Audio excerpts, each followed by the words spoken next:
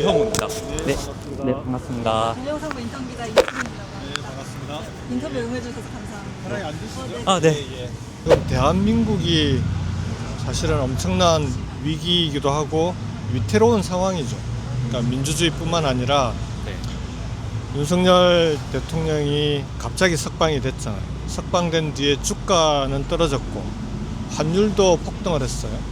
그러니까 사실은 상식적으로 해외에서도 잘 이해가 안 가는 게 내란죄를 저지른 범죄의 우두머리는 갑자기 석방이 되고 그와 함께 했던 내란범들은 다 감옥에 갇혀 있잖아요.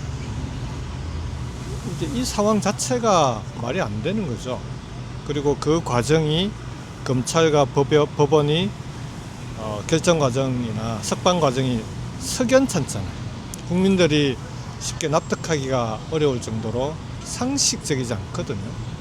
그렇다면 특히 검찰이 보여준 모습을 보면 이게 그냥 단순히 우연히 벌어진 일이 아니라 특히 검찰청장은 이번 내란 과정에 어떤 형태로든 연루된 거 아닌가 하는 의혹을 가질 수밖에 없게 만드는 상황인데, 그런 상황에서 윤 대통령이 석방이 됐으니 헌법재판소에서 벌어지는 탄핵 심판도 그냥 조용히 시간만 기다리면 탄핵이 저절로 될 거다라고 생각하는 건 너무 안이한 거 아니냐.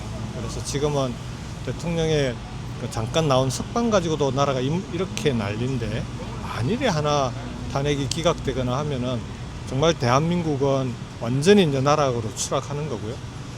지금도 나와서 사실 내란 우두머리 역할로 내란을 지휘하듯이 하고 있지 않습니까? 건조로 막 다 불러서 이런저런 그 사람들이 다 오게 하고 하는데, 내란을 다시 2차 내란을 저지르지 않는다는 보장을 어떻게 합니까? 그래서 지금은 헌재가 하루빨리 탄핵을 인용해서 대통령의 자리에서 물러나게 하지 않으면 대한민국이 정상화되거나 이 위기를 극복하는 것은 불가능하다. 그래서 이제 헌재에 조속한 탄핵 인용, 대통령 파면 결정이 나올 수 있도록 지금은 국민들이 뭐라도 해야 되는 상황인데, 제가 할 수 있는 게 작은 힘이라도 보탤 수 있는 게 이 단식 농성이라고 생각을 했고요. 마침 그 전날 저 옆에 계시는 우리 그 비상행동, 그러니까 윤석열 적각퇴진 사회 대개혁 비상행동이라는 시민사회 단체 대표분들이 그 전날부터 단식 농성을 시작을 하셨어요. 그래서 이제 그 다음날 제가 합류하고 동조 단식을 시작하는 걸로 그렇게 시작하게 된 겁니다. 석방 자체가 선거에 영향을 미친다기보다는 석방 이후에 소위 내란 세력 또는 극우 세력이 지금 더 극성스럽게 준동하고 있지 않습니까? 그 내란 세력, 극우 세력들이 헌재에 대해서 어떤 압박을 가할지, 어떤 식으로 헌재를 몰아세우고 있을지 알 수 없잖아요. 지금은 헌재가 그런 압박을 뚫고 탄핵 인용이라고 하는, 대통령 파면이라고 하는 너무나 당연한 결론을 내려야 되는데, 우리가 함께 받쳐주지 않으면, 국민들이 함께 싸워주지 않으면 헌법재판관들이 그 부담을 들어줄 수 없는 거 아니냐. 그런 차원에서 함께 단식과 함께 싸우고 있는 겁니다. 혹시 다음에 기회가 되시면 네. 새벽 한 7시 전후에서 요 강화문을 한번 걸어보시면 아, 네. 강화문 요 성벽을 따라서 소위 언박지로 몸을 감싸고 있는 키세스 부대들을 직접 보실 수가 있어요. 그분들 가서 이제 그러니까 전 너무 고마워서 이제 가서 이렇게 여러 가지 말씀을 나눠보니까 70이 넘은 어르신도 계시고, 그 다음에 주섬주섬 막 챙기면서 어디 가려고 하길래 어디 가냐고 여쭤봤더니 지금 학교 간다고 하는 여학생들, 남녀노소 구분 없이 너무 많은 분들이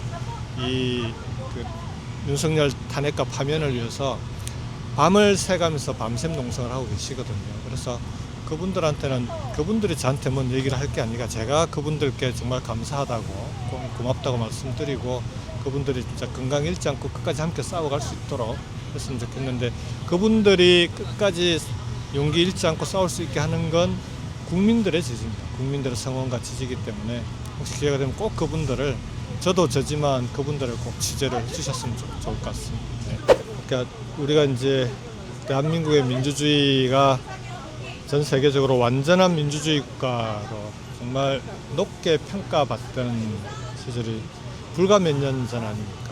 근데 대통령 한 명을 어찌 보면 잘못 뽑은 셈인데 지금의 대통령 한 사람이 얼마나 대한민국을 과거로 후퇴시킬 수 있는지, 또는 대한민국의 민주주의를 완전한 민주주의 국가를 지금은 어찌 보면 거의 후진국 수준으로 나락으로 떨어지게 할 수 있는지, 대한민국 경제가 계엄 이후에 지금 거의 뭐 이 추락 정도가 아니라 완전히 지금 망가지고 있는 상태거든요.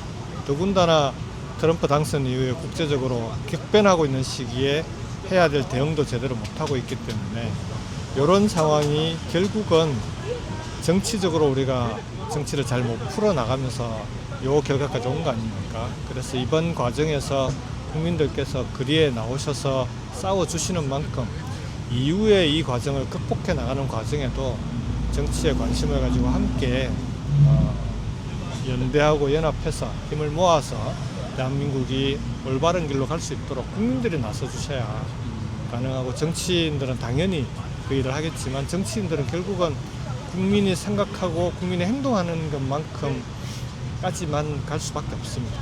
그래서 국민들이 나서주시고 요구하는 것만큼 정치인들이 할 수 있다는 점을 꼭 국민들께서 이번 과정을 통해서 생각해 주시고 이후에도 정치에 계속 관심을 가져주시면 좋을 것 같습니다.